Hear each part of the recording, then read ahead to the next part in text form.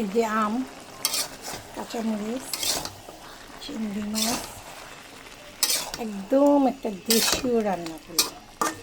এমনি অনেক দিন ধরে গরুর মাংস খাওয়া পড়তেছে, এর মধ্যে এরকম কাঁঠালের বিচি চিংড়ি মাছ দিয়ে খেতে কিন্তু খারাপ লাগবে না।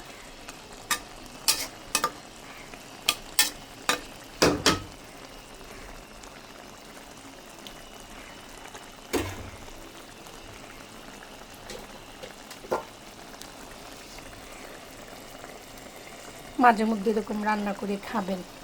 অনেক সময় একটা বেগুন দিবেন, আবার এই যে লইট্টা শুটকি, চাপা শুটকি দিয়েও কিন্তু এরকম করে লতি খাওয়া যায়। আর লতি খাওয়া কিন্তু শরীরের জন্য অনেক ভালো, মানে এক হিসাবে এটা তো একটা শিকড়, তাই না?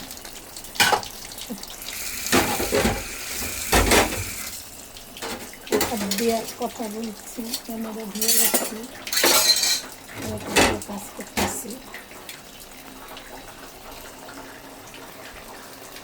মাঝখানে এরকম করে করে দিবেন।